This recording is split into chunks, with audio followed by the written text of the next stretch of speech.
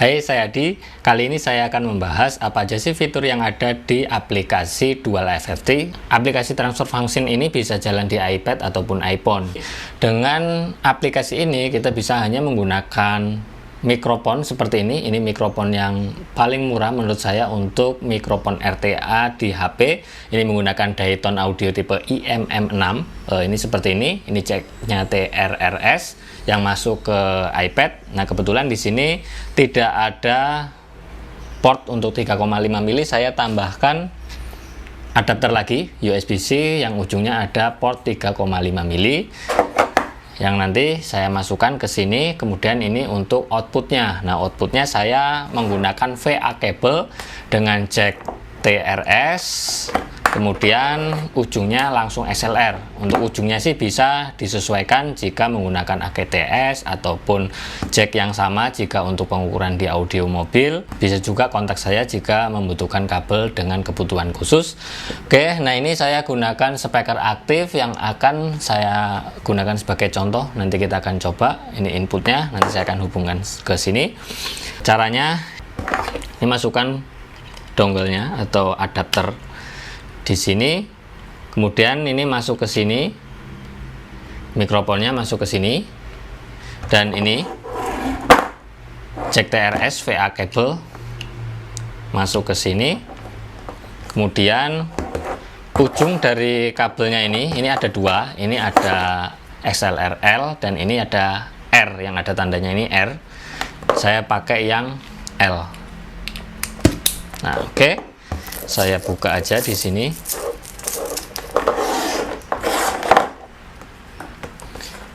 Nah, ini jadi seperti ini jika menggunakan iPad, jika menggunakan HP atau iPhone, bisa ini langsung dihubungkan ke iPhone-nya, kemudian ujungnya ini untuk outputnya.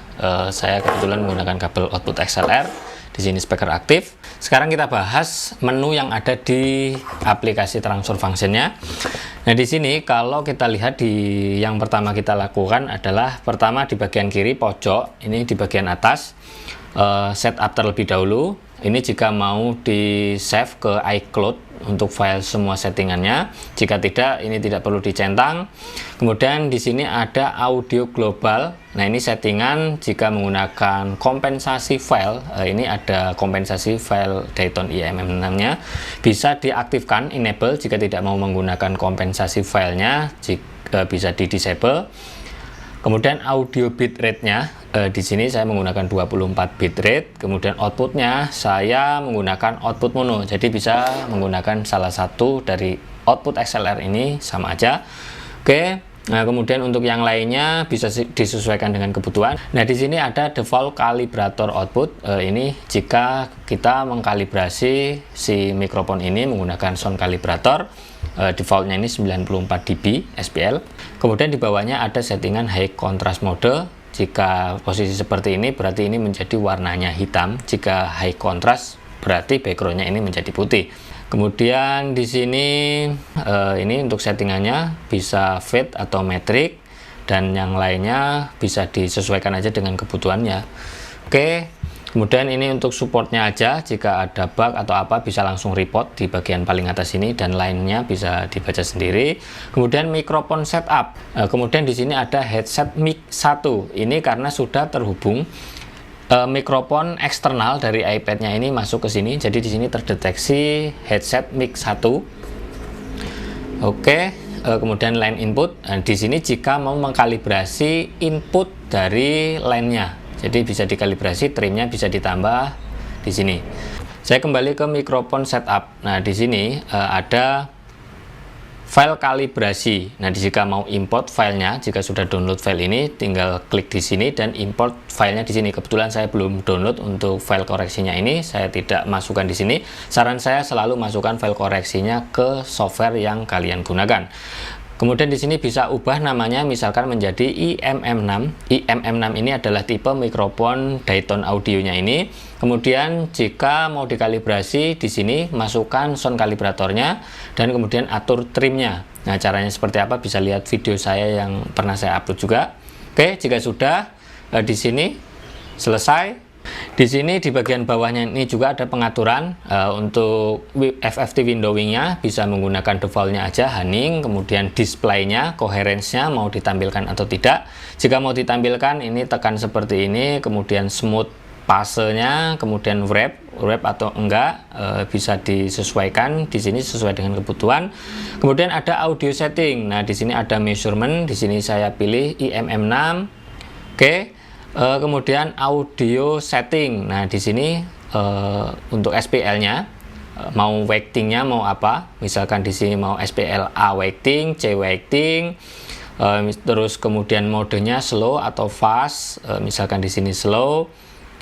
Kemudian di sini ada grab setting, tampilannya aja. Di sini mau peak tracking-nya mau di on atau tidak, atau large, besar. Oke. Untuk frekuensinya mulai dari 19, di sini defaultnya sampai 20 ribu Hz. Nah, untuk dB scale-nya, ini dB scale-nya di sebelah kiri, sebelah sini. Ini ada minus 15 sampai plus 15. Jika mau diatur di sini, misalkan ini minus 24, di sini plus 24, ini bisa diatur. Nah, di sini berubah di bagian atas nih, ini menjadi minus, di sini hanya minus 20 karena setiap kotaknya ini mewakili 5 dB. Oke. Saya kembali lagi ke settingan. Dan di sini jika mau menggunakan grabnya skalanya menjadi 3 dB per grabnya atau per garisnya, bisa ditekan ini, atau mau di lock atau dikunci. Kemudian different modenya di bawah, saya biasanya tidak gunakan itu. Nah, kemudian di sampingnya ini ada seberapa cepat pergerakan dari garis-garisnya. Semakin besar angka grab decay-nya ini, maka akan semakin lambat. Oke. Atau ini bisa dibilang seperti average-nya, seberapa banyak average-nya. Misalkan di sini saya pilih 8. Kemudian di bagian kirinya ini ada grab mode. Ini bisa 1/3 oktav, 1/6, 1/12, 1/24, dan juga 1/48. Kemudian di bagian sini ini ada menu.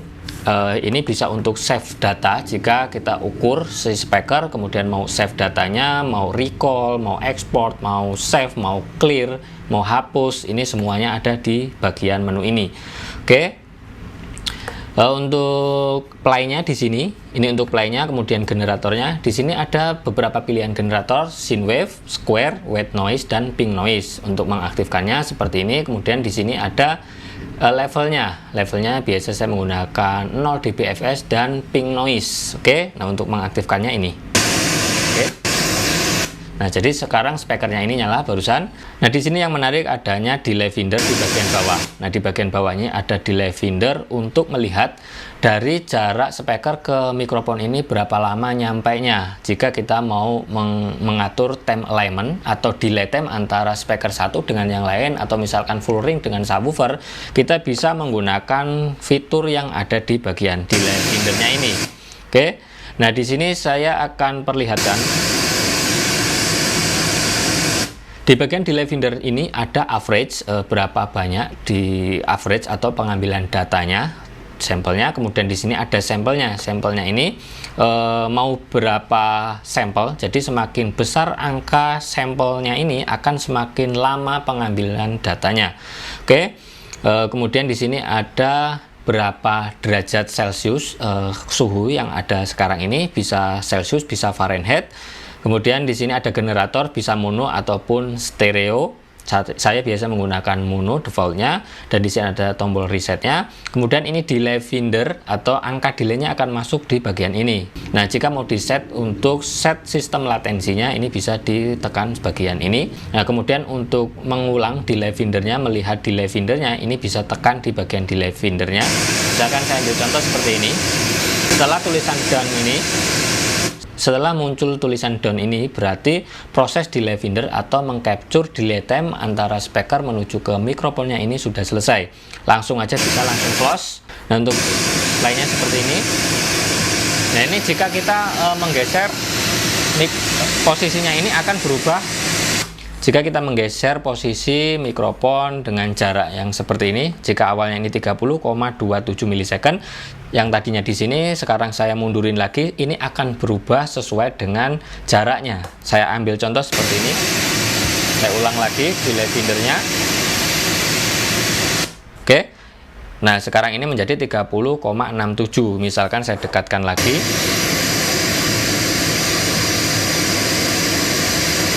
Oke, sekarang menjadi 30,12 milisecond. Nah, ini akan bergerak atau akan berubah sesuai dengan jarak dari apa yang kita ukur. Oke, nah ini fungsinya delay finder. Nah, di bagian tampilan windownya di sini ada grab untuk frekuensi yang ini. Frekuensi ini yang tampilan window di bagian atas, ini frekuensi, kemudian yang atasnya yang bagian kecilnya ini adalah coherence, seberapa akurat atau seberapa coherence di data ini. Kemudian di bawahnya ini ada pasenya yang di mana di bagian kirinya kita bisa lihat mulai dari 180 degrees atau derajat dan sampai minus 180 derajat di bagian bawahnya. Untuk cara membaca graf ini dari kiri ke kanan ini sama antara fase dengan magnitude dan juga coherence-nya. Ini menunjukkan frekuensinya. Jadi dari 20 Hz sampai 20 kHz ke kanan, sedangkan dari bawah ke atas ini berbeda jika di transfer function di bagian magnitude-nya. Ini yang bagian atas ini menunjukkan dB atau kekerasan suaranya, sedangkan di bagian atas di kanannya ini menunjukkan coherence, berapa persen coherence dari data ini. Kemudian di bagian bawahnya ini, di bagian fasenya ini menunjukkan berapa derajat pergerakan fasenya ini. Ini bisa digeser-geser untuk melihatnya. Sekarang saya akan contohkan lagi bagaimana kita menggunakan transfer function aplikasi di iPad ataupun iPhone. Di sini saya menggunakan mikrofon IM6, ini mikrofon HP, kemudian outputnya saya menggunakan VA kabel 3,5 mili jack, kemudian ujungnya kabel XLR2 yang saya hubungkan ke sini. Oke, saya play lagi.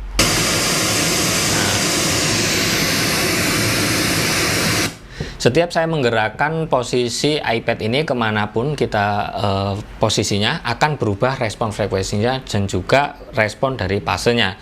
Makanya jika menggunakan ini sebaiknya kita harus posisikan yang diam atau yang tenang. Misalkan di sini saya ambil contoh, ini hanya untuk memudahkan pembahasan aja ya. Di sini saya akan letakkan di sini aja begini. Oke. Kemudian saya play.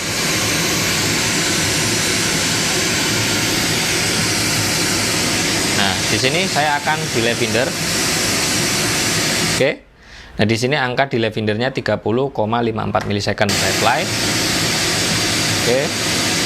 Nah, meskipun kita play berulang-ulang, kalau delay finder ini kita tidak berubah posisi seperti ini iPad-nya, maka delay finder ini tidak akan berubah meskipun kita mengatur parameter yang ada di bagian ini.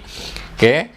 Nah, seperti ini di bagian atas ini frekuensinya dari frekuensi rendah turun ke bawah. Kenapa ini turun? Karena posisi mikrofon di bawah sedangkan high frekuensinya di atas. Ini sudah pasti drop di bagian high frekuensinya. Oke. Nah, ini untuk fasenya bisa terlihat di sini fasenya. Mudah-mudahan pembahasan aplikasi transfer function di iPad ataupun iPhone ini bermanfaat untuk teman-teman semua. Sampai jumpa di lain kesempatan.